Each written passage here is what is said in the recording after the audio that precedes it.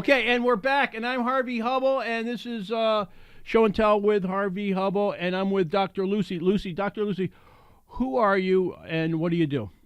Who am I?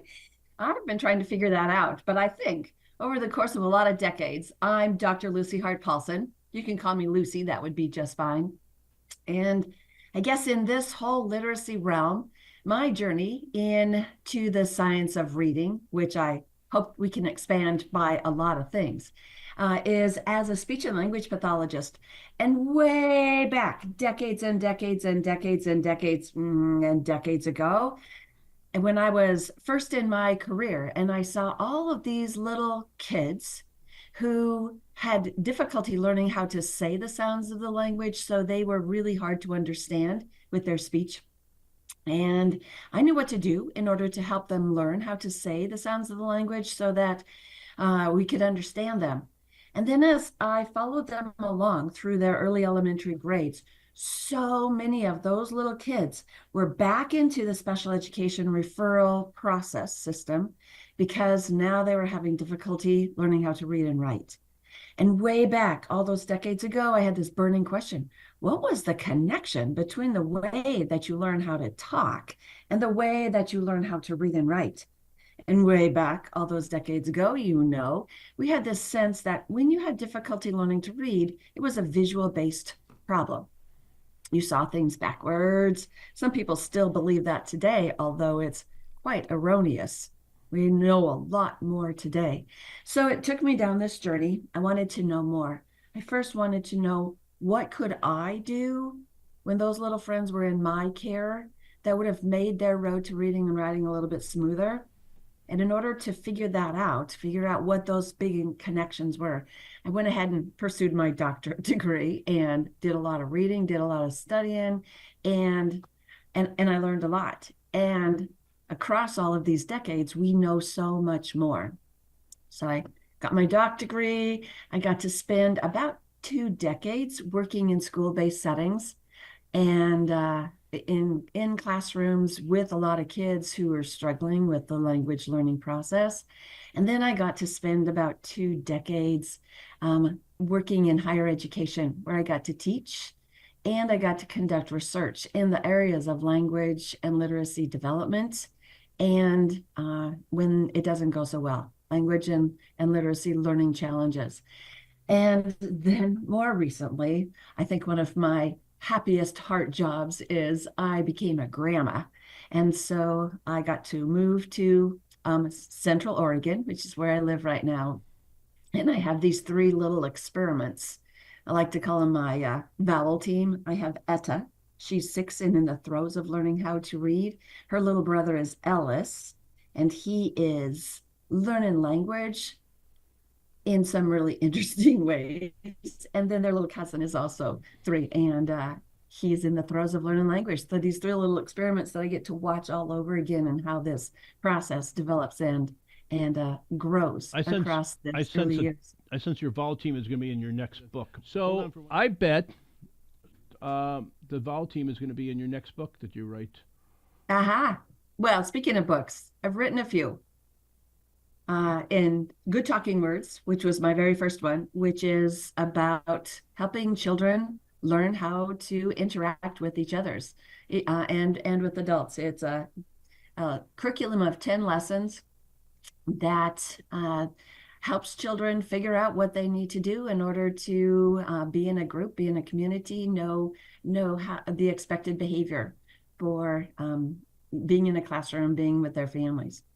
Another one that is much more related to literacy is called Building Early Literacy and Language Skills. And that's where my big start, where I got to put a lot of what I had learned and the ideas, activities of things that I had developed that I knew were making a difference in helping children build and develop their language and build and develop their early literacy skills. And then that led to one that I probably am the most known for, and that is being a co-author with Louisa Moats in the Letters Suite. So I got to lead the early childhood module of letters, Language Essentials for Teachers of Reading and Spelling. And within that manual, within that course, it surely talks about what the early literacy foundations are. What do early childhood educators need to know about early literacy? What they need to know about what oral language is. What are the speech sounds of language? What does it mean? What does morphology mean? What's semantics and syntax? And then what are really important activities that can help facilitate oral language? The same thing with phonological awareness, and the same thing with print knowledge. What is the foundation that teachers need to know? What are the developmental expectations based in what the science is helping us understand? And then what are some things that we can do in our classrooms, no matter what tools you have for curricular programs, that we can do, we must do, in order to make a really important difference in the lives of the children who are in our care. Well, So that book is that book that you and Louisa put. That's a Bible for any teacher who wants to know, or any educator. I'm sorry, I said any teacher. I mean any educator, anybody who wants to help kids learn the science of reading. So that is at least it's a New Testament in the Bible, isn't it? well, I hope that it's valuable. I surely it's my heart and soul of what I understand and know, and what I have gleaned and learned from the research, what I have learned from my own research, and in a lot of study and a lot of review. There's more that we need to know, though, Oh, there and is, that's where and you and I were talking about it being the perfect storm right now. But there's so it much is. information. There's so many researchers, and there's this thing called the internet, and everybody is now communicating, and so that's where we are. So I'm right. I'm right. This is what you and I were talking about, the perfect storm. So where are Yes. we going to go from here? There's so much more to go. Where are we going to go next? Okay. Well, I've had this on one layer and one thread of all of this. We have this movement called the science of reading. And the science of reading is based on decades and decades of research that has helped define what the reading process is, has helped define what goes on in the brain when reading is working well, what goes on in the brain when reading is not working well.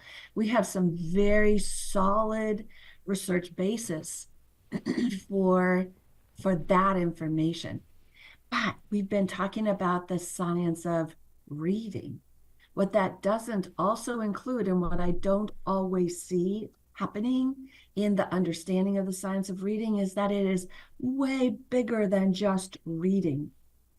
We had the National Reading Panel, and we had Reading First, the early reading first. All of those big grants, which focused on reading. What it didn't include was writing.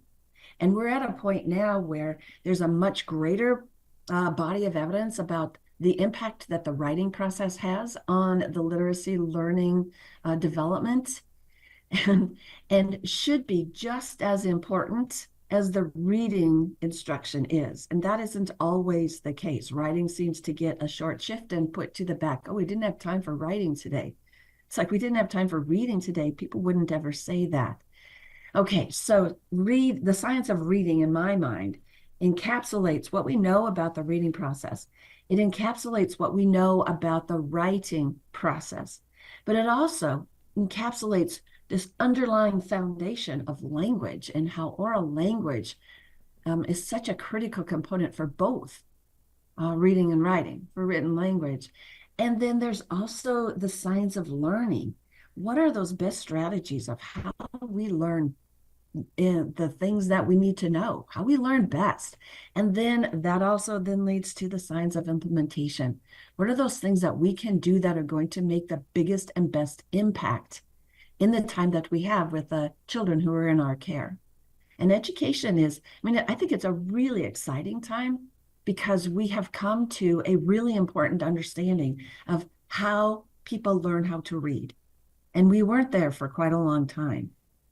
And we were using approaches that were actually teaching children to read poorly, when reading wasn't going to happen for them when kids, a lot of kids could figure it out. But there are a lot of us, a lot of people who are not able to figure out by just guessing at the words and looking at the pictures to figure out what they might be. I mean, we've been doing that. That's our habit in reading. First of all, what you said is, and I agree. We were just at the symposium, the AIM Reading Writing Symposium at the AIM Mhm. Academy. Um, and if you're going to read, somebody has to write it first. You see, that's how that works. See what I did? Oh, You gotta how read. about You that? got to read what somebody else already wrote. But I think we've failed at it. There's such, I don't like. I know a lot of people use the word shame if they can't read or they can't write or something like that, but they work around it. But Mhm. I think the big thing is, I mean, I know what you were talking about. But you were going into the last general direction of whole word and balanced literacy and Lucy Calkins era, those era. But when I was like a kid back in the early '60s, they were teaching me to read by color. They were experimenting on this, and I think a lot of educators think, oh, it's a pendulum, but Mhm. the science of reading is a culmination of knowledge of all of this. And Mhm. so when you're talking about the bad practices, how do we know it's a how do we know it's a good practice? How do we know it's not a pendulum? How do we know it's not somebody that teach me reading by color or you know other cockamamie crazy crackpot schemes of how to read? How do we know? Yeah. How do we know that it How works? do we know? I think so. An analogy that I like to that I think about in that kind of question is we know that the Earth is round. We don't have to do any further research on identifying whether the Earth is flat or round. We have some settled science that helps us know certain things. And within our understanding of the science of literacy, the science of learning and language, there are things that we know from decades of research that are settled. We know the brain processing that takes place generally on the left side of your brain that happen when your brain learns when you learn how to read and the changes that are impacted in that brain processing. And so the pendulum swing piece, that information is not going to change.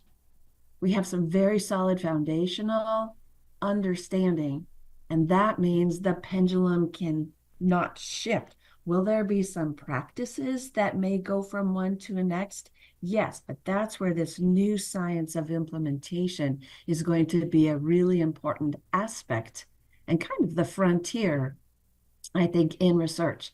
The other piece is, the whole point about research is it it is designed, good research is designed to answer a specific question that fits within a body of knowledge.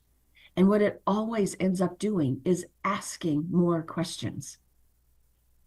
You may figure out one little piece of information, but that's going to lead to questions about what are some of the next steps or what are some other areas that we need to determine. And I think that is where we are at right now within a lot of discussion on the internet and social media and best practices. What should we do? And how is this supported or how is this not supported? Do we need to teach phonological awareness with letters always? Is there a place where phonological awareness should be focused on with sounds?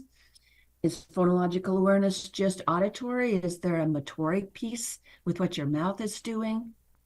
There are a lot of those elements that I wonder if the questions that we have been studying haven't, the questions that we've been studying are going to create new questions, as I've said. And then what is the frame of those questions? And it's a big piece where my head is at right now in pondering what are going to be those best questions that we can establish or set up good studies to then give us information that will help to answer them.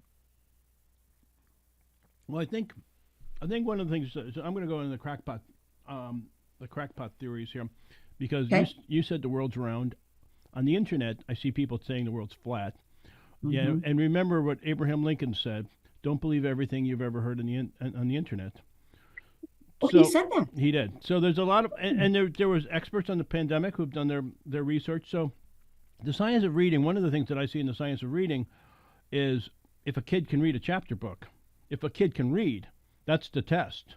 It's not testing the kid, but just having your son and daughter or granddaughter or the kid read. That's the ultimate. So that's why I think the science of reading. Now I know when you know that the reading goes here because we know a study that's done on fMRIs that are saying, the eyes take it in, and this is where it processes on folks other than dyslexic folks. So there's a bunch of crazy information out here. We just talked to Dina Mortensen, who's in our film Hopeville, and she says every morning she wakes up and she takes a look at what's on X or Twitter from what researchers are doing. But she knows who a researcher is. She tries to figure it out. She talks to her team.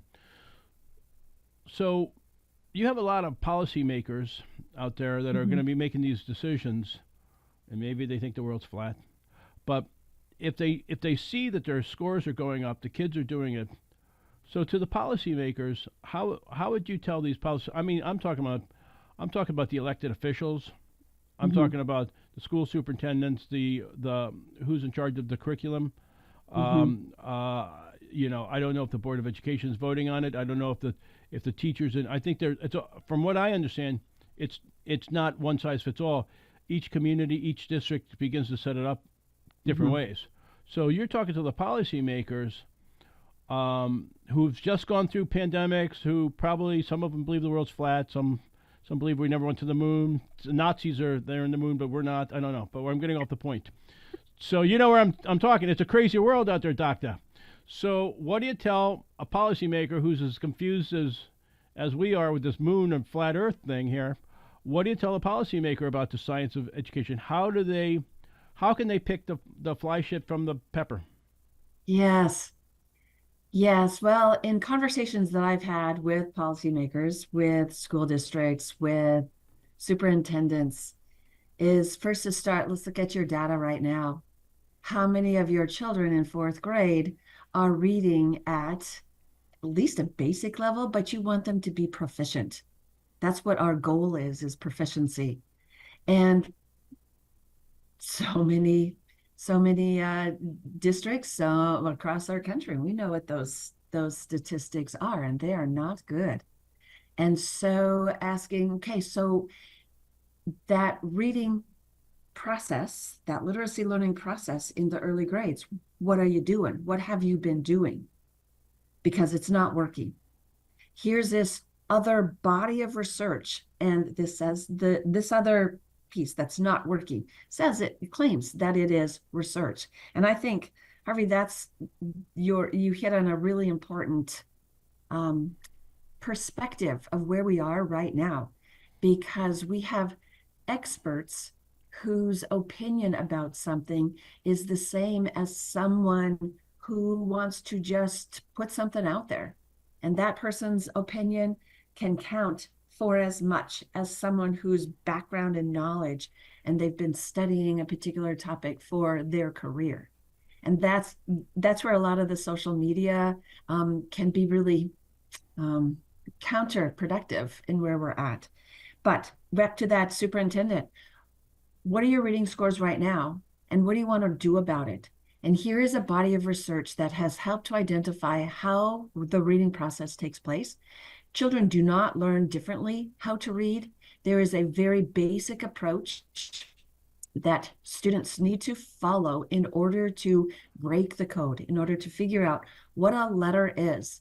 Oh, that's part of an alphabet. An alphabet means that there's a symbol that represents a sound. You have to know what the symbols are. You have to have an understanding of what the sounds are. And there's this journey and this process that students go through in order to figure out how to read. And so you're right. The end goal is, can you read a chapter book? But there are a whole lot of steps in the process before children are getting to that opportunity or that ability to read a chapter book. That's the outcome. Dr. Lucy takes the gloves off. Yeah. No, that's it. I mean, we're in the age of information, but we're also in the war on science. Yes, we are. So, we are. So, I mean, I think that you're 100% right, and you're right. To read a chapter book, there's a lot of steps that have to get there, but the top of the mountain, climbing a mountain, you get a view if it's unless it's cloudy, but but mostly, I'm going on. So that was my metaphor. So the idea, you read the chapter book, there's a lot of steps that have to get there. A apple, you're breaking it down, but what you said was look at your scores.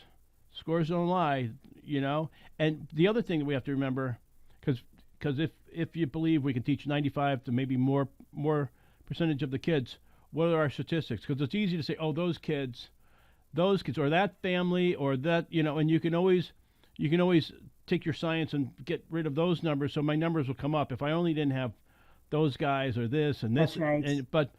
but there usually is breaking things down, and I've seen classrooms where the majority of kids are reading and reading well, and they've had there's poverty in their second language, and there's learning differences in the classroom, but with the science of reading, with teams that are trained, you can. And that is key.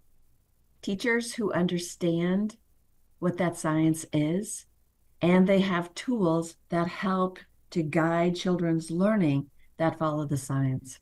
And that's what I share with administrators. I can think of a situation fairly recently where they were about ready to adopt another program. And when I shared with them what the results of that typical program are, they adopted a program that followed the science of reading and writing. And their scores are coming up. Their scores are growing. It's only been 2 years now that this program has been implemented. It needs to have better implementation because the teachers don't have the background knowledge, but it's a journey. No, I understand. I mean, and then the big thing is the longest step begins with the longest journey begins with the first step. That's So right. so it is a journey.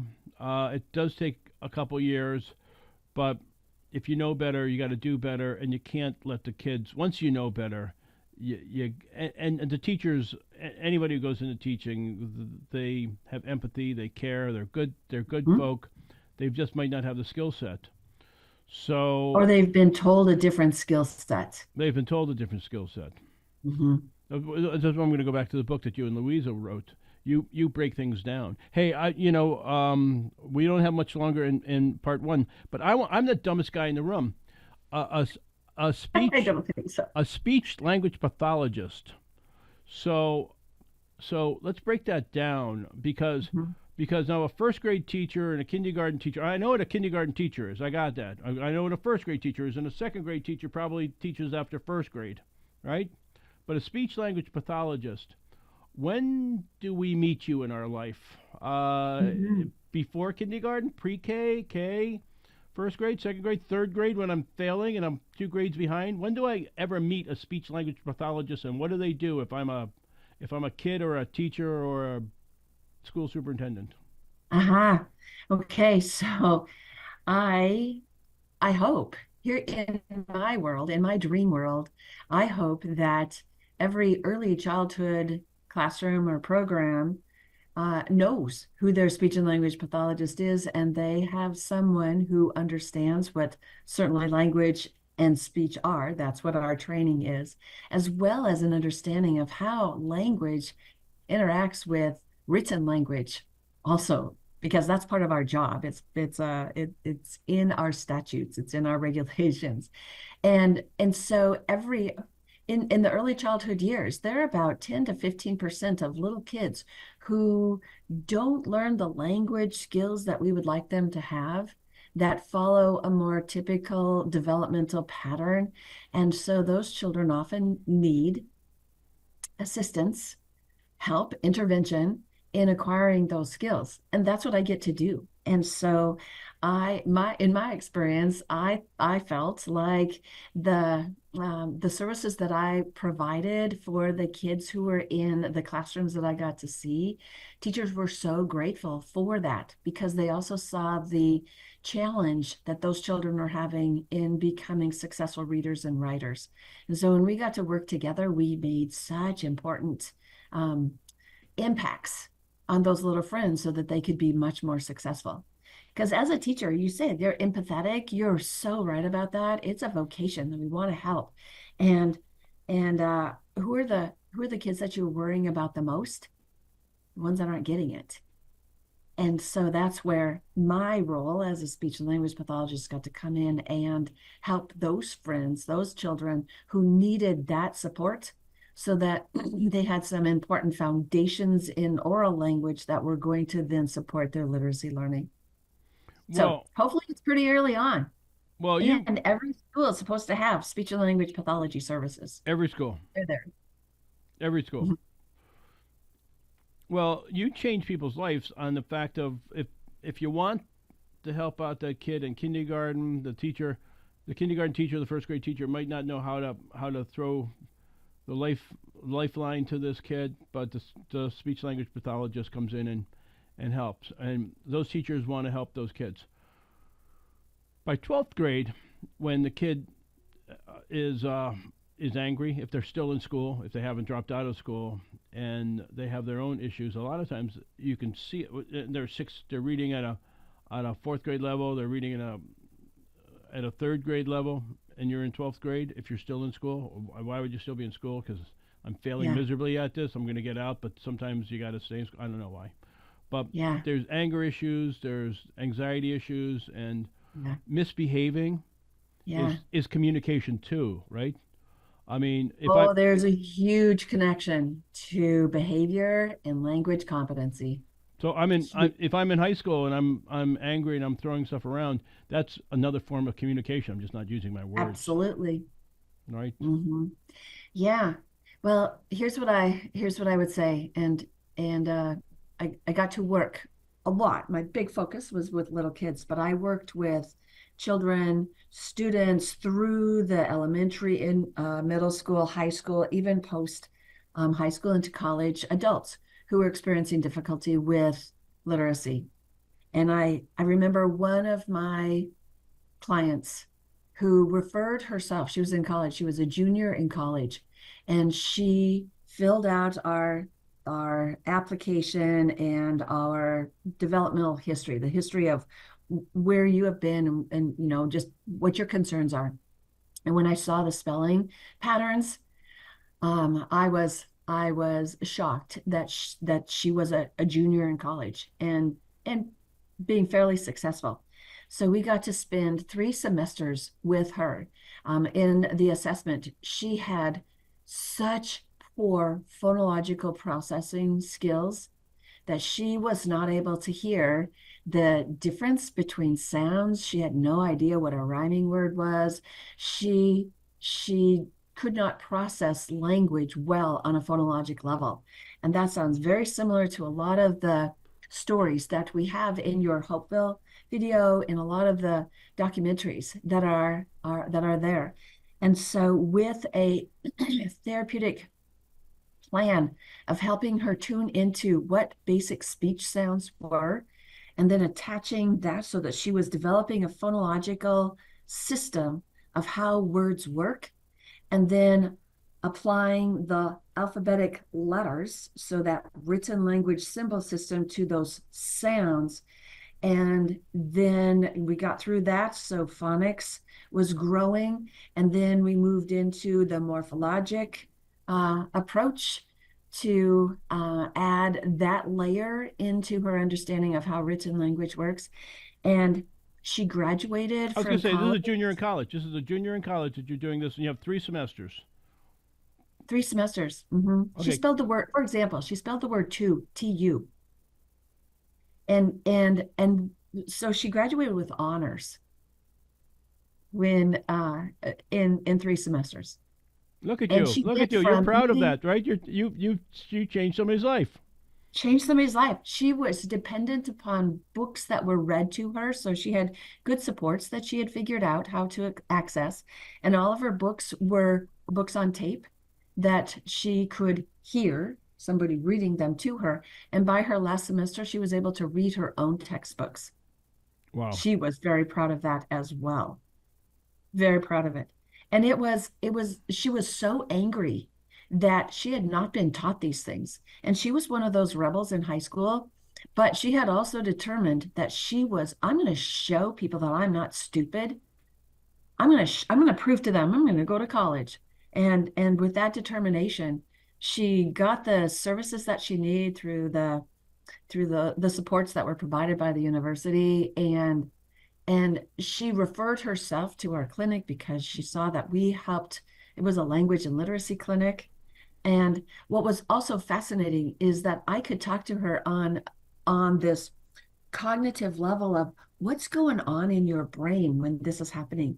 And I will tell you, after an hour therapy session in the first semester, she was exhausted from the brain work that she had to do in training her brain to stop the visual pictures that she had figured out as her own strategy. She created pictures of what words were for her to be able to read what words she could read. And she had to shut off that visual part of her brain, focus on the sound piece. We also included what your mouth is doing to give her a hint about that kinesthetic connection, because speech sounds are auditory, but they're also kinesthetic. And we were successful. She was successful, and it's pretty heartwarming when you know you make a difference.